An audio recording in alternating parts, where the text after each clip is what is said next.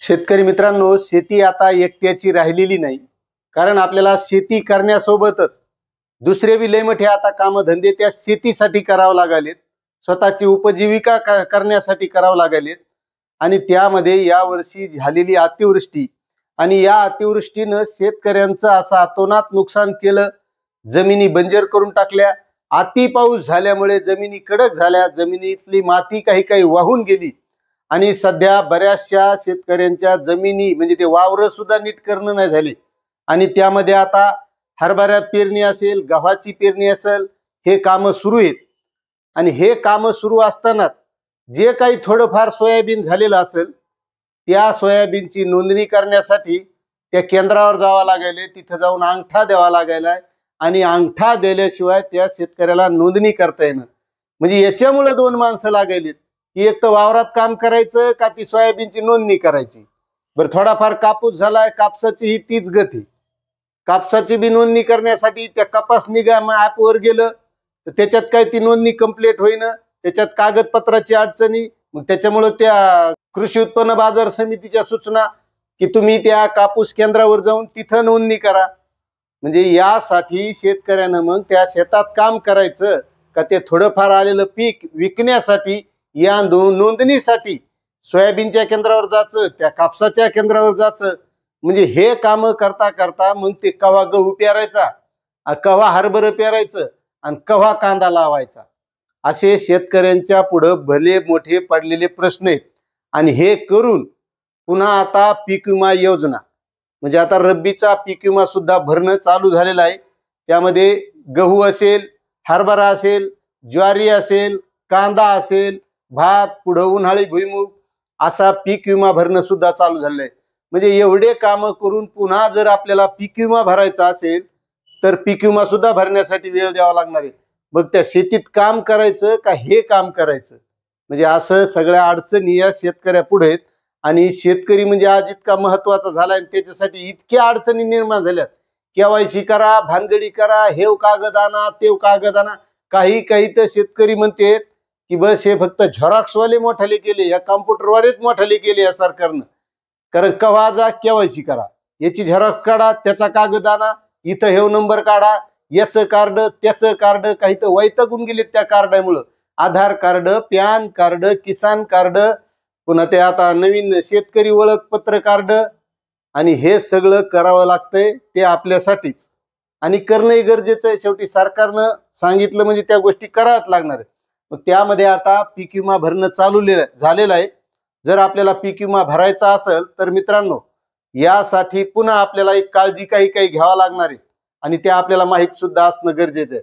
आता रब्बी ज्वारीचा जर पीक विमा भरायचा असेल तर ज्वारीसाठी तारीख आहे 30 नोव्हेंबर. 30 नोव्हेंबर पर्यंत ज्वारीचा भरायचा आहे. गहू आणि हरभरा आणि कांदा 15 डिसेंबर पर्यंत. गहू, कांदा आणि हरभरा 15 डिसेंबर पर्यंत. ह्या तारखा आहेत शेवटच्या आणि ह्या तारखेपर्यंत आपल्याला भरायचं आहे. ज्यांना भरायचं असेल त्यांनी CEC केंद्रावर जायचं. त्यासाठी पुन्हा काय काय कागदपत्र लागणार आहेत. आणि त्यामध्ये पुन्हा जर कोणी भात करणारे शेतकरी असले, उन्हाळी भुईमुग शेतकरी करणार असले तर त्याला ताण नाही, त्याला दमानं भरता येईल. त्याच्यासाठी 31 मार्च तारीख आहे. किती? 31 मार्च 2026. 2026 पर्यंत त्याला भरता येणार आहे. आणि हे भरण्यासाठी आपल्याला दरवर्षी सारखेच आधार कार्ड, पीक पेरा म्हणजे आपली पीक पेऱ्यात आपण किती क्षेत्र टाकलेले ती नोंद, त्यानंतर आपलं डिजिटल ओळखपत्र, शेतकरी ओळखपत्र क्रमांक तो कंपल्सरी झालेला आहे, तो असणं गरजेचं आहे. जर ज्या ज्या शेतकऱ्यांनी काढलेला नसेल तर लवकरात लवकर काढून घ्या.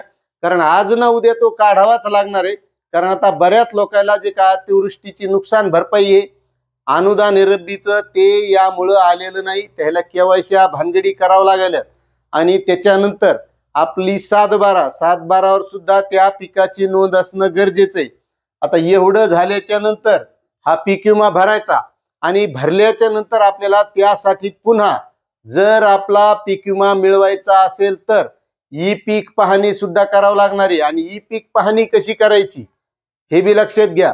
आपण ज्यावेळेस पीक विमा भरतो, पीक विमा भरताना आपण जे क्षेत्र टाकलेलं आहे, जे क्षेत्र टाकले तेवढं क्षेत्र आपल्याला त्या पीक पेऱ्यामध्ये असणं गरजेचं आहे। होतंय काय, बरेच शेतकरी काय करतात, पीक विमा भरताना वेगळंच आणि ई पीक पाहणी करताना वेगळंच, आणि त्यामुळे बऱ्याच शेतकऱ्यांना पीक विमा मंजूर जरी झाला तरी येत नाही आणि मग वाटतंय आपल्याला काऊन नाही आला। जसं आता हे अतिवृष्टीचं नुकसान आहे का, आणखी बऱ्याच शेतकऱ्यांना येणार आहे, पण वाटतंय शेजाऱ्याला आला आणि मला काऊन नाही आला, याला आला आणि मला काऊन नाही आला। येणार आहे तो, काही अडचण नाही, कारण त्यामध्ये जवळपास बऱ्याचशा शेतकऱ्यांची ही नुकसान भरपाईची नोंद घेतलेली आहे आणि नुकसान भरपाईची आल्याच्या नंतर मग रब्बी अनुदान त्या शेतकऱ्यांच्या खात्यामध्ये येणार आहे, त्याच्यामुळे त्याचा काही ताण घ्यायचा नाही। आता हे सगळं ई पीक पाहणी झाली। ई पीक पाहणी झाल्याच्या नंतर जर आपलं नुकसान झालं आणि त्या नुकसानीमध्ये आता काय आपल्याला तक्रार करायचं काम नाही, काय नाही, सरकारनं लय सोप्या गोष्टी करून ठेवल्यात। तक्रार नका करू, काय नाही, टेन्शन घ्यायचं नाही। जेव्हा शेवटी आपला पीक कापणीचा उंबरठा अहवाल येईल त्यानुसारच शेतकऱ्यांना पीक विमा, जर नुकसान भरपाई जी झालेली असेल आणि उंबरठा उत्पादनामध्ये घट आली तरच पीक विमा मिळणार आहे। असाच आपला जसा मागचा खरीपाचा झाला तसाच रब्बीचा आहे। आता शेतकरी मित्रांनो, तुम्हाला भरला का नाही नक्कीच कमेंट करा, आणि भरणार आहात का नाही ते सुद्धा कमेंट करा। मात्र चॅनलवर नवीन असाल तर सबस्क्राईब करा, व्हिडिओला लाईक करा। धन्यवाद।